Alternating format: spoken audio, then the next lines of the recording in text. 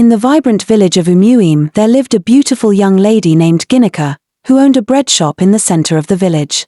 She sold various types of bread in different sizes and shapes. Despite her efforts, she struggled with sales. Sometimes, her bread would go unsold, and she would end up throwing it away. Her neighbor, the popular Mama Stella, had been in the bread business for over 10 years. She had built a strong customer base, which meant she always had customers lining up to buy her bread. Even though Ginika's bread was fresh and soft, customers would often squeeze and smell it to check its freshness but rarely bought it.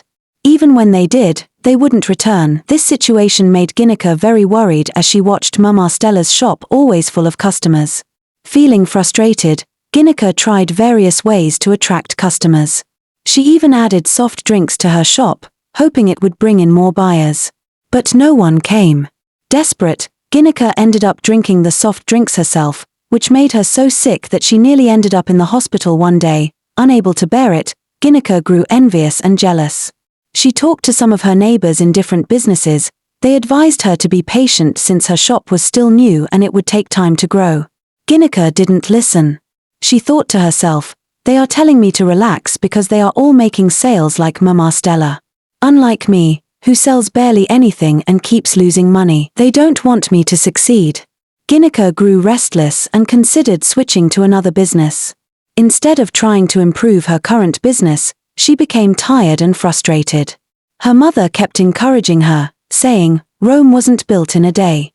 The key to success is consistency and patience. Keep praying, stay calm, work on your business, and wait for the right time." One day, while Ginika was in her shop, feeling defeated, a beautiful woman arrived in a shiny car. She came into the shop and bought a lot of bread. Ginika was thrilled as it was the first time she made good sales.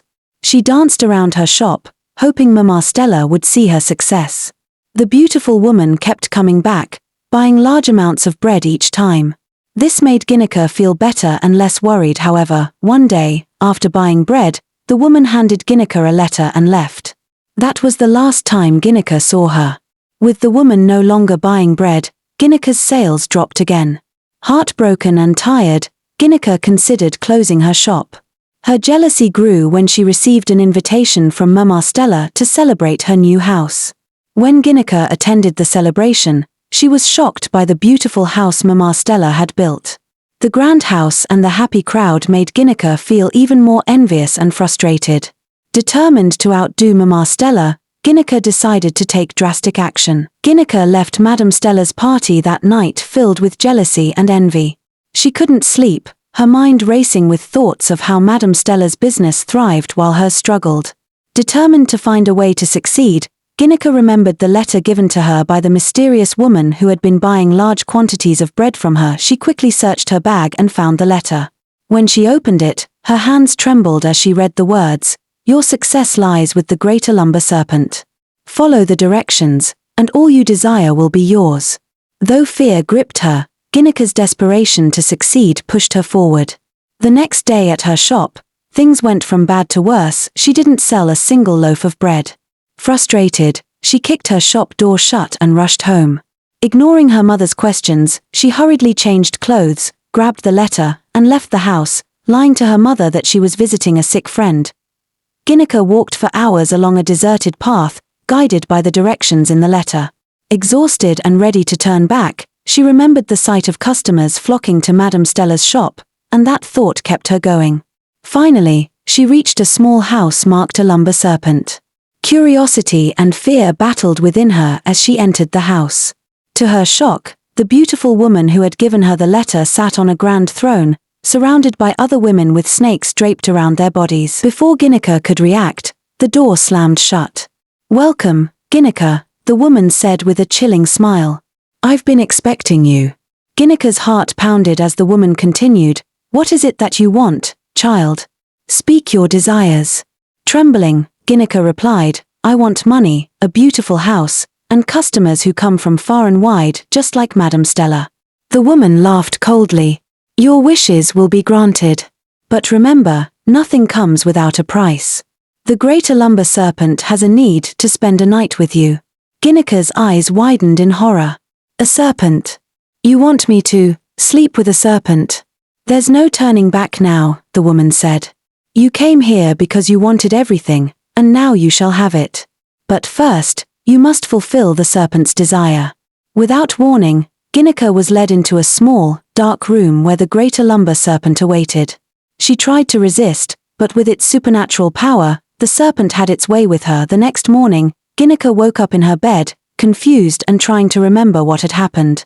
Her body felt different, and she couldn't shake the feeling that something strange had occurred.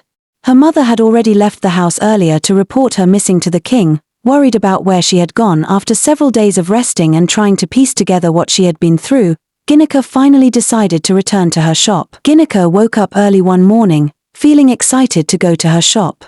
She had already remembered everything that had happened with the lumber serpent.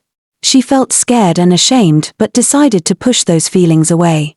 Her greed for success made her choose to ignore her worries and focus on her business. That morning, Ginika hurried to her shop, eager to see what the day would bring. When she opened the door, she was shocked and surprised to see the shelves full of fresh, soft bread loaves she hadn't baked. Confused, she stepped closer, trying to figure out how the bread got there.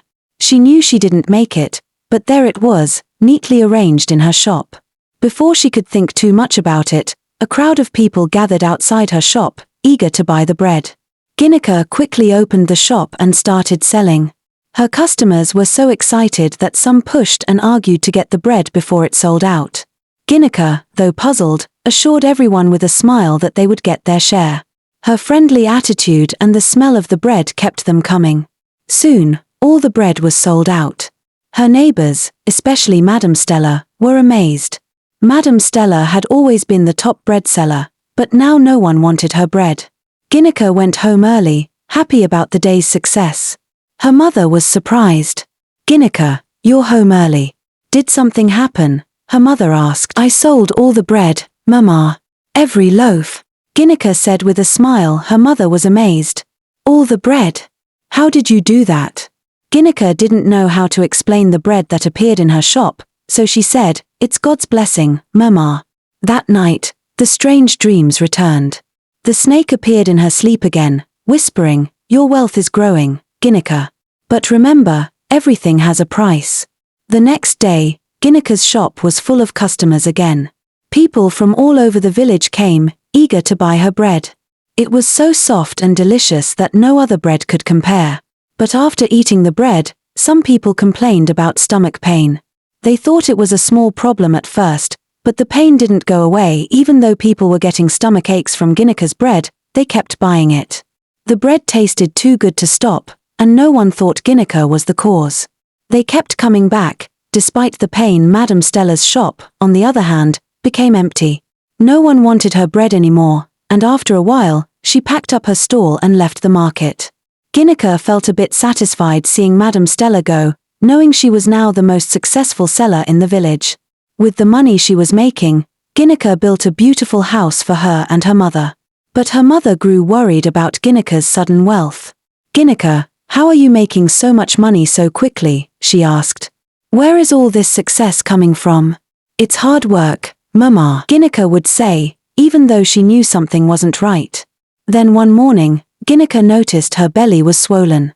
At first, she thought it was just bloating, but her stomach kept getting bigger. Her mother became worried and took her to the hospital, but the doctors said she wasn't pregnant. If she's not pregnant, what's wrong with her? Her mother asked, scared and confused. Days went by, and Ginika's stomach kept growing. She felt weak, and sometimes, it seemed like something was moving inside her belly.